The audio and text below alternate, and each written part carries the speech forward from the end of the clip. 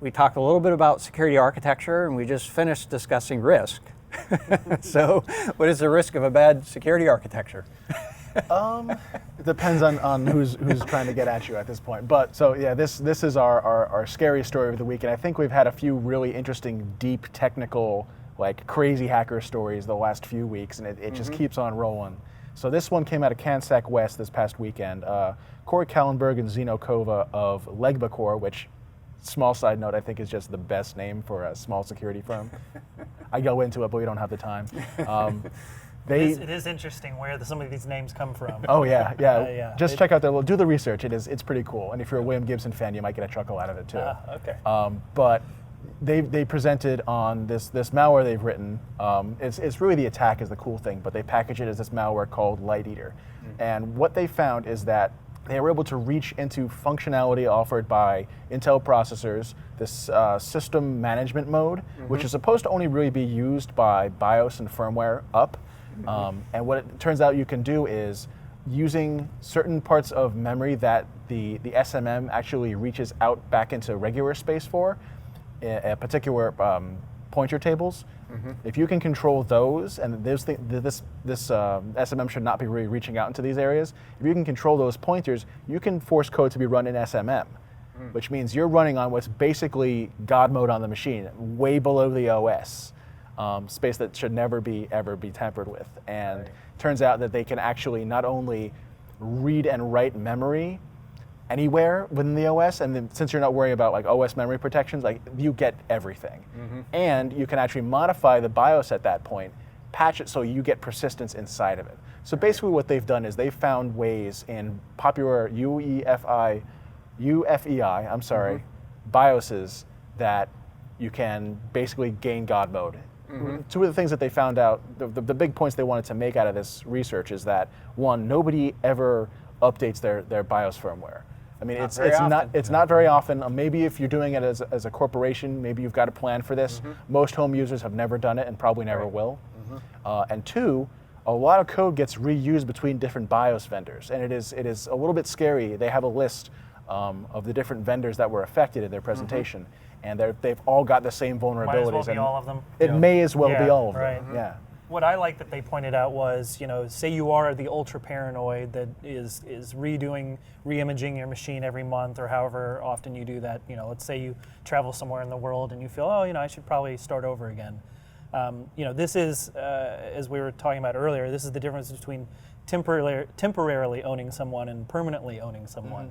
And the perma-ownage of this vuln, I think, is what the fascinating aspect of it is, especially from a cyber espionage type of standpoint. I mean, that's almost a James Bond-esque vulnerability. Oh yeah, I mean, the whole point of this mode is that the OS has no visibility into it. There's no way you're never supposed to be able to make changes coming down from the OS into this mode. And it's a perfect protection if you're now able to hide within it. Which is great, because how many arguments have we had throughout our years and careers, right? Debating which web browser is the best or which OS is the best. And none of us has ever debated which BIOS. No one has ever thought of that. Right. Yeah, and, sure. Yeah, Well, and the OS debate is irrelevant here. That's right. Yeah. It doesn't matter if you're running Linux or Windows or Mac OS. You're still owned. It's almost lowest common denominator vulnerability, which is, I was thinking if you had told us 20 years ago that we were still going to be having vulnerabilities in Bash, in DNS, and BIOS, I don't know if we would have been like, yeah, totally, because that's the way it is now. Or like, wow, we hadn't moved past that. Yeah, we haven't gotten over that yet. But that's what I like about this sort of vulnerability, is it is a total reminder that it's not just the web apps, the Joomlas, Drupals, WordPresses that you have to worry about. It is the fundamental stuff that we've been using forever that is still a part of the attack surface today. And that's, if nothing else, it's a good reminder that you can't take anything for granted. Right. Yeah. I'm going to digress for a moment. I think we're due for an SMTP vulnerability, right? The old email whiz, going way back, Yeah, but so, to what extent should we be expecting the BIOS to be, basically self-protected? I mean, this is bits and bytes here.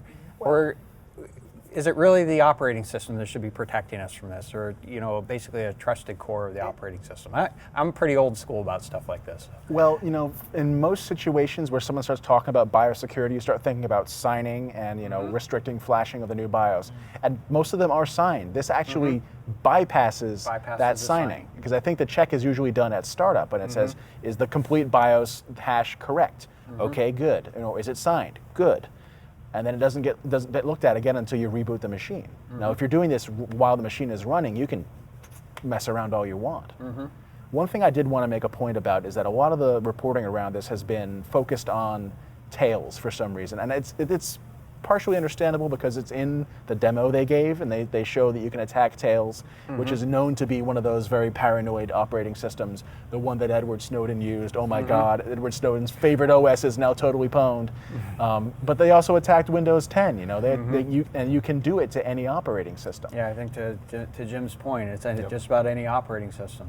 So, and it is very difficult to have those kind of universal vulnerabilities. I mean, that just so rare. I mean, that's exactly why attackers moved away from going after the operating systems and went after the web browsers, because then I don't have to worry about your OS as much. Or Java, or any of the plugins in the That's browsers. right, Yeah. right. And this just goes all the way back to the lowest level again. I mean, it's funny, how many years did we all sit there paranoid waiting for the hypervisor to get popped and give the keys to the kingdom? Nobody was thinking about the BIOS giving the keys to the kingdom.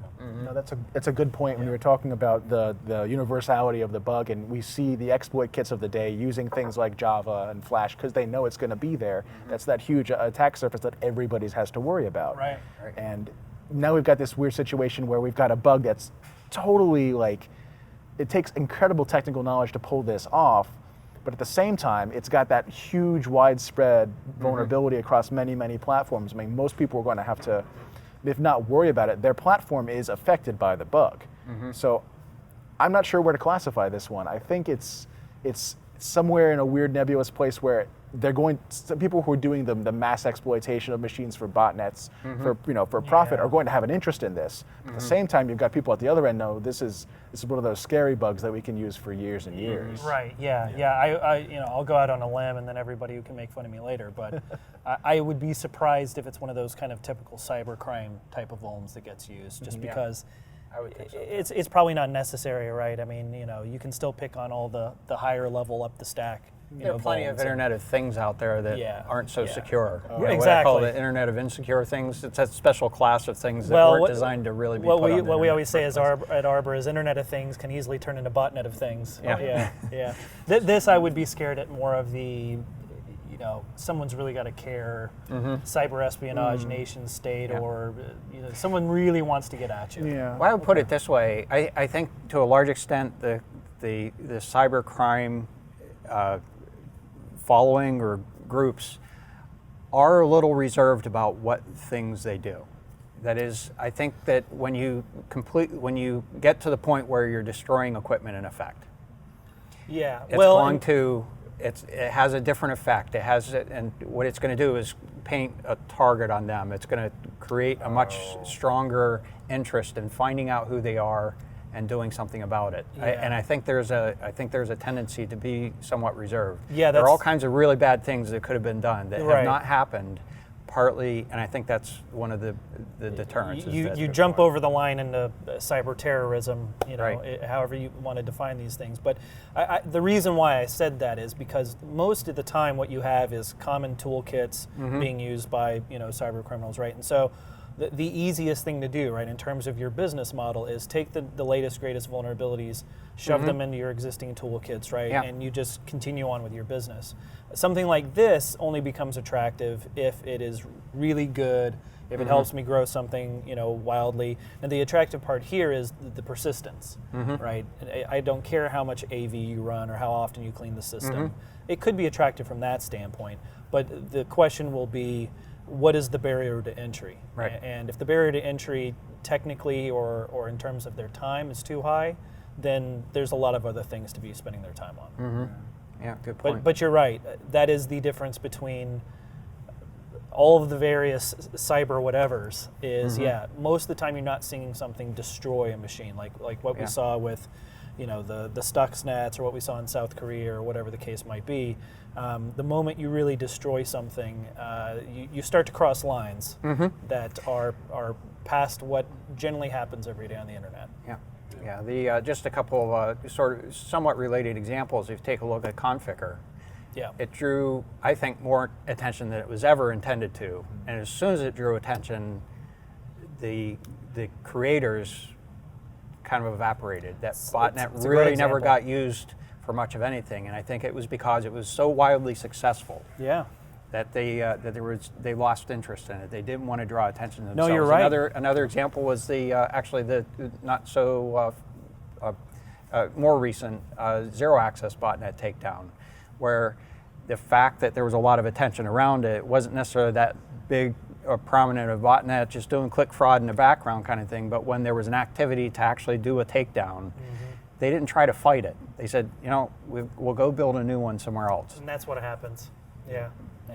And so those kinds of behaviors are basically suggestive that if you draw too much attention, it's really counterproductive. It is interesting that you mentioned the Conficker one. I hadn't thought about that because that was 0-day, which is very rarely used in a cyber criminal type of fashion.